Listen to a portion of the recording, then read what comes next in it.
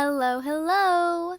Welcome to the themoannaadams podcast. I'm your host, Moana, a 15-year-old with a ton to say about mental health, wellness, self-love, and a whole lot more. So let's get into it. Hello, hello! Welcome to episode 16. Today we're talking about, I guess, overall Valentine's Day, but not necessarily like Valentine's Day itself, more self-love stuff, and yes, Valentine's Day and like the way we view the day and things like that. But before we do all that, as always, let's do housekeeping things and grateful and currently loving. So today is February 12th that I'm recording this. You should be hearing this on the 13th. I have been really behind on recording, but it's fine because it's still getting done. And today I drove on an actual road for the first time. I just got my permit, and it was terrifying. I got out of the car, and my legs were shaking. I went up to 50 miles an hour on some back roads by where we live, and it was awful, but I'm glad that I did it, so the first time is out of the way, and I can be more excited to actually learn.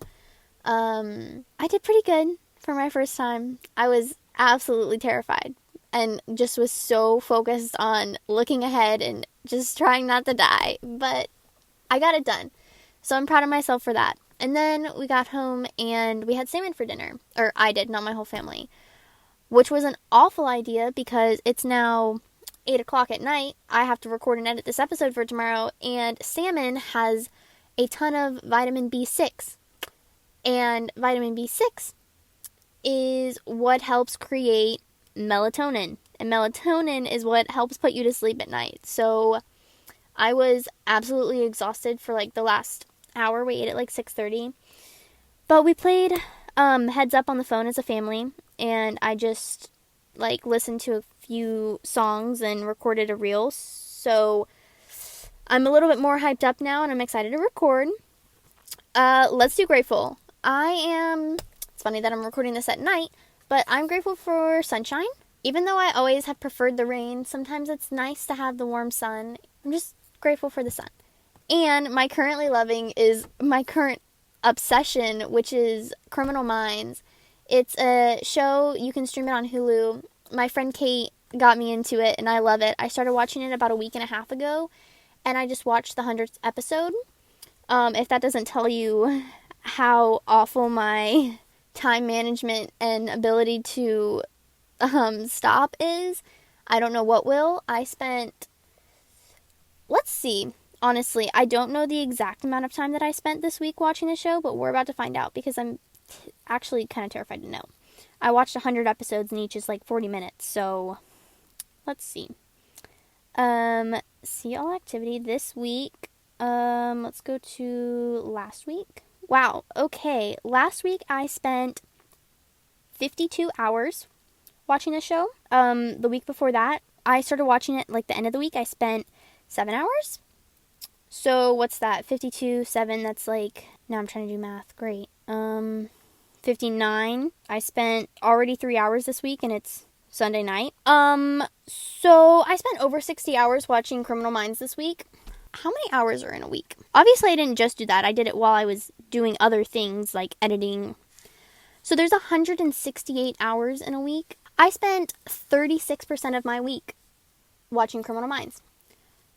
That's great. So yeah, that's my currently loving. I'm on season 5, and I cried this morning when I watched the 100th episode. If you know, you know. But if you haven't seen it and you like true crime, definitely watch it. It's pretty good. I really like it. There's like 16 seasons, so I have a long way to go. But that's my currently loving. Now, let's start talking about Valentine's Day. Starting with what the expectation is, what media says, that kind of thing. While watching Criminal Minds, there are ads that play every like 10-ish minutes on Hulu. And I cannot count the number of dating app advertisements I have seen in the last 2 weeks. It's everywhere right now. And it's so annoying. But I feel like it doesn't matter how old you are. you are expected to have someone to celebrate Valentine's Day with, and at least by someone in your life, like, asks you, somebody says something, and if you don't, I think that definitely, stirs up some negative self-talk. And as a teen girl, it's very frustrating because you're constantly asked about guys. And, like, people think that, and I don't know if this is just me taking people's jokes too seriously or just what I see on a day-to-day basis, but it's like a common theme in media that, like, all a teen girl cares about is what she looks like in boys. Sure, these are things that we care about, but it's most definitely not the top priority. I actually asked, because I was very curious when I was writing this outline, like, what are our priorities? Like, what are my priorities? What are my friends' priorities? And I asked, and the most answered things were family and friends, our future, school, our sports, our health, our faith/religion, and just, like, living life. And guys and what we look like did not come up at all. And I think definitely that's why I feel like a lot of us are drawn to very independent, powerful, strong female characters. I also asked about, like, what's your favorite female movie, TV, book character? Elizabeth Bennet, Hermione Granger, Mulan, Lorelai Gilmore, Leslie Knope, Wanda Maximoff, Natasha Romanoff, Wednesday Addams, Kat Stratford, Enola Holmes are all names that came up. And if you don't know who those people are, you got some work to do. But I just feel like we're drawn to those characters because those are the people that we look up to, and it's different than what we see on a day-to-day basis and different than what's expected. And I think we just really appreciate that. And I feel like being alone on Valentine's Day is made way too big of a deal because the day only has significance if you give it significance. If you want it to matter, then you make it matter and celebrate and go all out. But if you don't, just ignore the day. I feel like it's not a day that you get off work or school. So just move on with life. It's just like any other normal day. I just think that there's an unrealistic expectation that's unnecessary and doesn't need to be there at all. But if we want to combat this expectation, what can we focus on instead? Like I said, you don't have to celebrate if you don't want to. Like, just ignore it altogether. But a lot of people associate the day with romantic relationships. I think that you can really celebrate whatever relationship is worth celebrating. Your relationship with yourself is definitely worth celebrating. And I think it's important to take time to do that. So if there isn't anyone that your time is worth spending on, then spend your time with yourself, honestly. And I feel like there's about 1 billion different ways you could spend the day. You could spend it with friends, or focus on yourself, or family, brother, sister, parents, even if you don't have, like, a romantic relationship. And I don't think it's necessary for a lot of people. I definitely get very uncomfortable when people ask me things like that, because I don't know how to respond. My imposter syndrome's really bad about that kind of thing. I don't really know how to describe it. If you've never felt imposter syndrome, it's kind of hard to understand. The textbook definition definitely doesn't describe it well. So if you have a good way to explain it to someone, let me know. But I don't think it should be expected. And I think that it should be left alone. I feel like I'm talking very fast today. But let's talk about ways to spend Valentine's Day instead of celebrating a romantic relationship, and if you don't want to completely throw the day in the trash. Number 1, just focus on taking care of yourself. Period. Just spend time with yourself. Enjoy your own company. Go on a solo date. Literally my favorite thing sometimes is to just be alone. Being home alone is kind of terrifying, but it's also nice because it's just quiet. I can clean. I love to clean.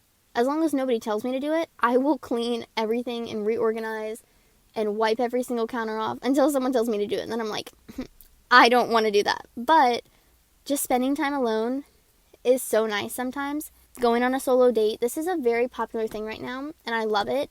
I have a few ideas, and these aren't accessible to everyone, but there are definitely things that you can do if you're on your own, especially if you can't drive like I can yet. But just some general ideas. Get a coffee or pour yourself a drink and just enjoy it by yourself. see a movie, or I'm going to make a reel about this. Host a movie night for yourself at home and be extra about it. Act like you're prepping for someone else to come over. Make popcorn, put it in a good bowl, get it set up, make it look nice, get chocolate, get ice cream, whatever you want, and host like you're about to host a party, but only invite yourself. Spend time outside, read a book, a good book that you can really get lost in. Start a home project and work on your room, something like that. Visit a museum or an art gallery. I feel like as long as you don't live in the middle of nowhere, there are actually a lot of small galleries all over the place. If you live kind of near my area, near the Lake Lanier, Northeast Georgia area, the Sugar Hill, I think it's the Sugar Hill Art Gallery. I don't know what it's called, but I know there's an art gallery there that my mom loves and is really great.